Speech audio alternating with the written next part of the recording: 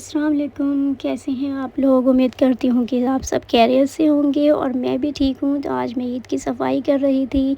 ईद की सफ़ाई इतनी होती है तो सोचा 1-2 दिन पहले ही कर लेती हूँ ईद की सफ़ाई। और फिर इधर मैंने फ़ैन साफ़ कर लिया। असल में ये मुझसे मना कर गए थे कि तुम फ़ैन मत साफ़ करना, क्यों कहीं गिर ना जाओ। तो सोचा ये बाहर चले गए और मैंने फ़ैन साफ़ कर लिया।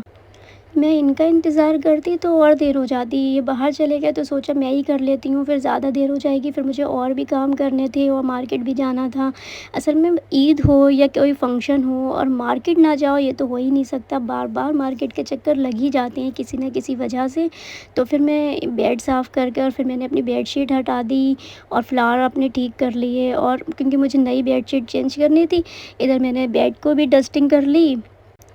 सारी डस्टिंग के बाद पिलो कुशन मैंने बेड के ऊपर रख दिया और मैं इधर साइडों की और सामने की आगे की सब तरफ से डस्टिंग कर ली। वार्डरोब भी साफ़ करनी थी और नई बेडशीट निकाली और सोचा आज ही मैं बेडशीट बिछा देती हूँ, आज अलविदा है।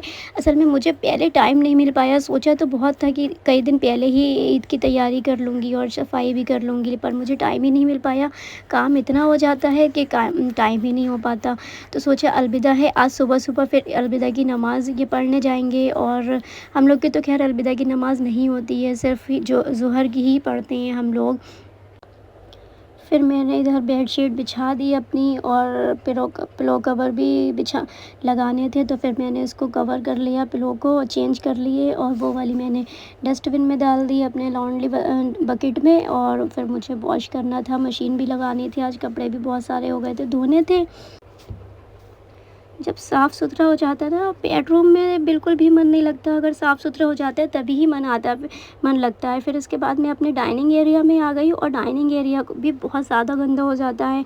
तो फिर मैंने सबसे पहले अपनी डाइनिंग टेबल साफ़ की। और पता है मेरा फ़र्नीचर जो है वो कार्बाइन वाला है, वाइट कलर का जो होता है उसमें कार्बाइन बंदा कभी भी ना ले। वाइट कलर के फ़र्नीचर में कार्बाइन वाला तो कभी भी ना ले, क्योंकि खाना बनाने में और किसी काम में इतनी मेहनत नहीं लगती जितनी कि इसकी डस्टिंग करने में मेहनत लग जाती है। एक-एक पॉइंट को बहुत अच्छे से क्लीन करना पड़ता है, बहुत अच्छे से सारी कार्बाइन को, मतलब इसके जो छोटे-छोटे लीफ फ्लावर सब कुछ बने होते हैं ना कार्बाइन वाले में, तो इसको बहुत अच्छे से साफ़ करना पड़ता है। और अगर नीट एंड क्लीन नहीं करो तो अंदर अंदर डस्ट भर जाती है। ऊपर-ऊपर से कितना भी कर लो लेकिन अंदर डस्ट रह ही जाती है।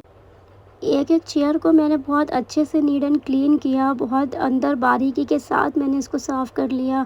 अच्छा, मेरा जो फैब्रिक है ना, इस पर जो गादी का फैब्रिक होता है वो भी वाइट ही है। क्या करूँ, मुझे क्रेज़ ही इतना है। जब मेरी शादी हुई थी ना तो मैं वाइट ही मैंने फ़र्नीचर पसंद किया, तो सारे लोग यही कह रहे थे कैसे साफ़ हो पाएगा, बहुत ज़्यादा सफाई होती है, गंदा हो जाएगा। पर मैं क्या करूँ, मुझे क्रेज़ ही इतना है तो मैंने हर चीज़ वाइट ही ली थी। यहाँ तक कि मैंने कर्टन्स भी अपने वाइट ही लगाए हैं, वाइट सारा फर्नीचर है, वाइट ही wardrobe, white kitchen, white home, सब कुछ वाइट है। क्या करूँ, मुझे क्रेज़ बहुत है वाइट, हर चीज़ वाइट होनी चाहिए, बहुत ज़्यादा ही पसंद है। पहले तो मैं वाइट कपड़े भी पहनती थी, फिर मैंने कपड़े भी कम थोड़े कर दिए वाइट पहनना। इधर मैंने इनसे फ़ैन साफ़ करवा दिया और यहाँ ये वाला फर्नीचर ये साफ़ कर रहे थे, क्योंकि ये वाले में तो बहुत ज़्यादा टाइम लग जाता है सोफ़ा सेट साफ़ करने में।